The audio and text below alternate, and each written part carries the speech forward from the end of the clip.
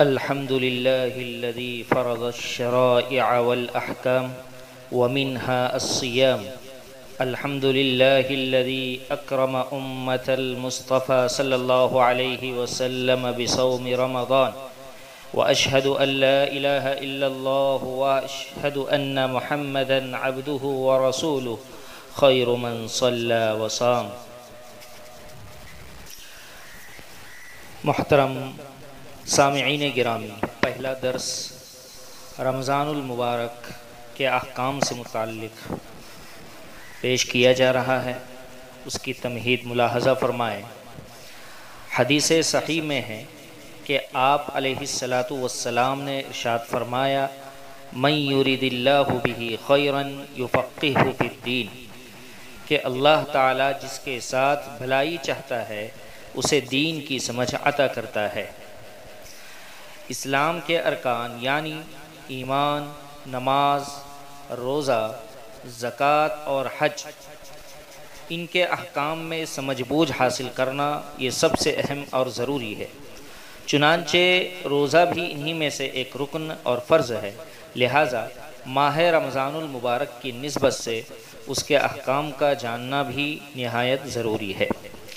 اسلام ایک جامع اور مکمل شریعت ہے جس کے اندر مختلف قسم کی عبادتیں ہیں۔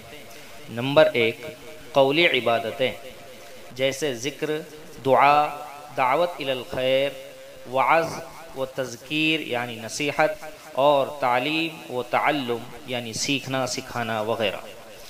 نمبر 2، فعلی عبادتیں، یہ 3 طرح ہیں۔ نمبر 1، بدنی جیسے نماز، نمبر 2، مالی جیسے زکوٰۃ و صدقات، اور نمبر 3، بدنی و مالی دونوں جیسے حج اور جہاد فی سبیل اللہ۔ نمبر 3، نہ قولی نہ فعلی، یعنی بعض عبادتیں وہ ہیں جو نہ قولی ہیں اور نہ فعلی، بلکہ ان میں صرف رکنا پایا جاتا ہے، جیسے روزہ۔ اکثر علماء کرام نے روزے کو عبادت بدنی میں شمار کیا، اور یہی اقرب الی الصواب بھی ہے، کیونکہ کسی چیز سے رکنا بھی تو ایک فعل اور عمل ہی ہے۔ تاریخ روزہ دین حنیف یعنی اسلام کے فرائض میں سے ہے، اور پہلی امتوں پر بھی فرض تھا۔ ارشاد قدسی ہے، یا ایھا الذین آمنوا کتب علیکم الصیام کما کتب علی الذین من قبلکم لعلکم تتقون، اے ایمان والو تم پر روزہ فرض کیا گیا ہے جیسے تم سے پہلے لوگوں پر فرض کیا گیا تھا، تاکہ تم پرہیزگار بن جاؤ۔ سورہ بقرہ آیت 183۔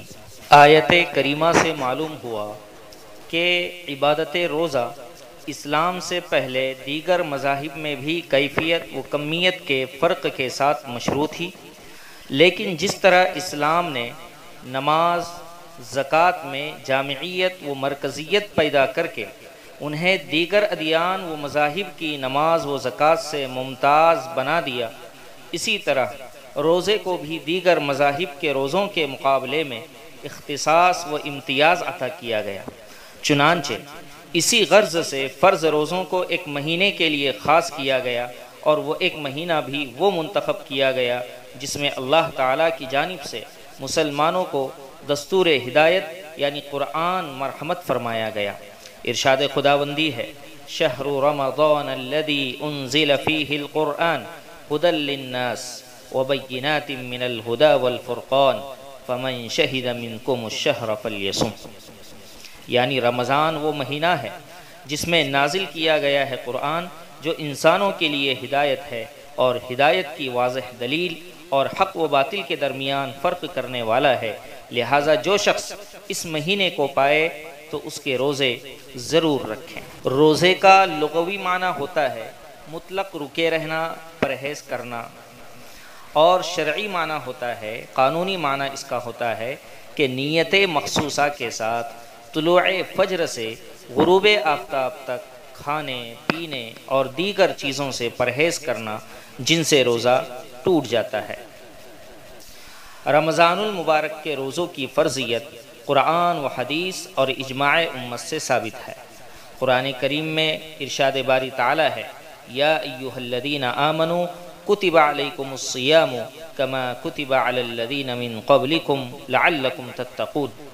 اور حدیث مبارکہ میں آپ صلی اللہ علیہ وسلم کا قول مبارک ہے، بنی الاسلام علی خمس الی قولہ صلی اللہ علیہ وسلم وصوم رمضان متفق علیہ، کہ اسلام کی بنیاد 5 چیزوں پر ہے، ان میں سے ایک رمضان کے روزے بھی ہیں۔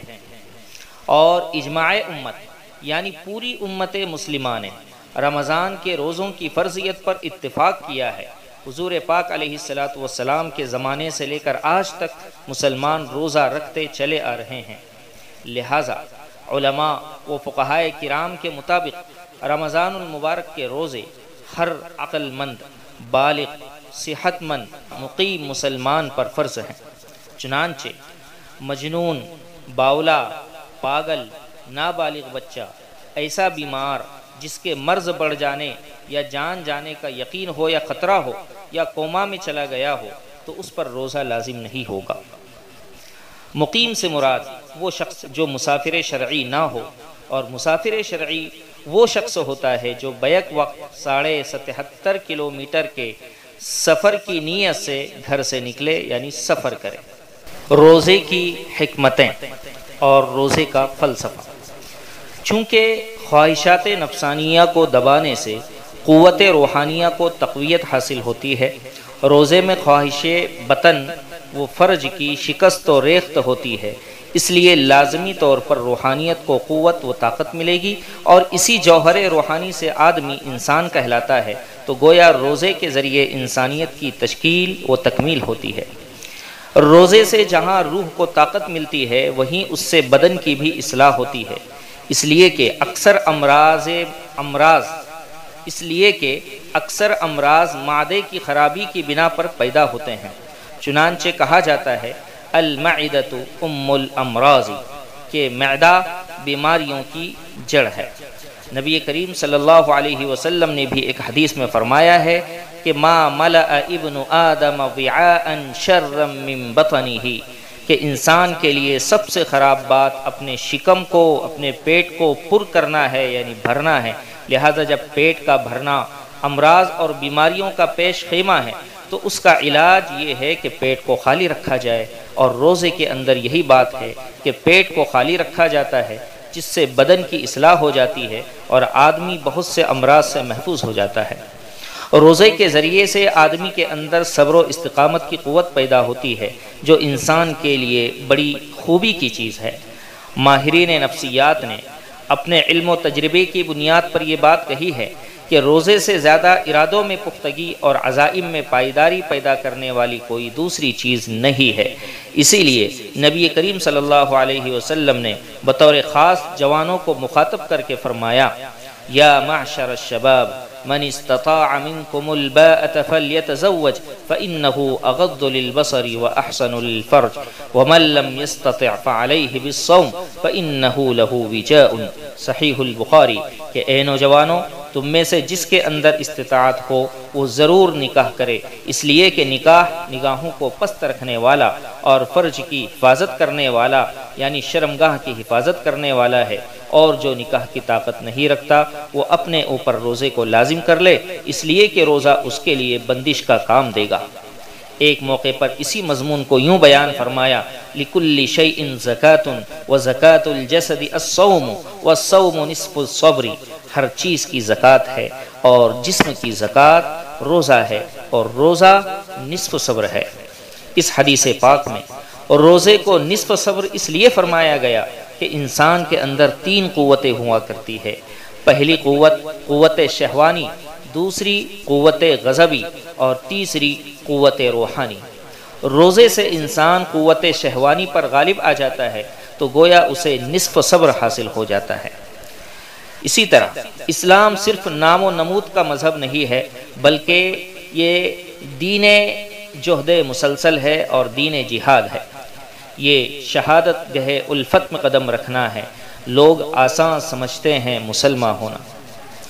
اسی طرح روزے کے ذریعے اللہ تعالیٰ کی عطا کردہ نعمتوں کی قدر و منزلت کا عرفان پیدا ہوتا ہے، گویا روزہ اللہ تعالیٰ کے شکر اور اس کی عبادت پر آمادہ کرنے میں ایک قوی اثر رکھتا ہے۔ اسی لیے ہمارے آقا و مولا صلی اللہ علیہ وسلم نے فقر کو غنا پر ترجیح دی۔ چنانچہ ارشاد ہے کہ مجھ پر میرے رب نے یہ بات پیش کی کہ میرے لیے بطحاء مکہ سونا بنا دیا جائے، تو میں نے عرض کیا اے میرے رب، مجھے اس کی ضرورت نہیں، میں تو ایک دن آسودہ شکم رہوں گا اور ایک دن بھوکا رہوں گا۔ جس دن بھوکا رہوں گا آپ سے تضرع کروں گا اور آپ کو یاد رکھوں گا، اور جس دن آسودہ رہوں گا آپ کا شکر اور حمد کروں گا۔ اسی طرح روزے کی وجہ سے جب آدمی بھوک و پیاس کی شدت کو محسوس کرتا ہے تو اس کے اندر غریبوں مسکینوں کی تکلیف کا احساس بیدار ہو جاتا ہے، کیونکہ ناز و نعمت میں پلا ہوا جس نے بھوک و پیاس کی تکلیف کبھی برداشت نہ کی ہو، اسے بھوکوں پیاسوں کی حالت زار اور اذیت کا کیا علم ہو سکتا ہے؟ لیکن روزے کی وجہ سے جب اسے بھوک کی اذیت کا ذاتی تجربہ ہوتا ہے تو پھر اس کے اندر یہ جذبہ پیدا ہوگا کہ وہ غریبوں اور ناداروں کی امداد و اعانت کر کے، ان کی مدد کر کے انہیں اس تکلیف و اذیت سے بچائے گا۔ چنانچہ حضرت صلی اللہ علیہ وسلم کے متعلق ارباب سیر لکھتے ہیں کہ حیات طیبہ کے آخری دور میں جب اموال فے کی وجہ سے آپ کی تنگ دستی دور ہو گئی تھی، اس زمانے میں آپ نے روزوں کی تعداد میں زیادتی فرما دی تھی، اور جب آپ سے اس کا سبب پوچھا گیا تو فرمایا کہ روزہ اس لیے رکھتا ہوں تاکہ غریبوں کو بھول نہ جاؤں۔ اسی طرح روزہ یعنی اپنے آپ کو اللہ تعالیٰ کے حوالے کر دینا، اور یہ تسلیم اور خود سپردگی ہر عبادت کا حاصل اور خلاصہ ہے۔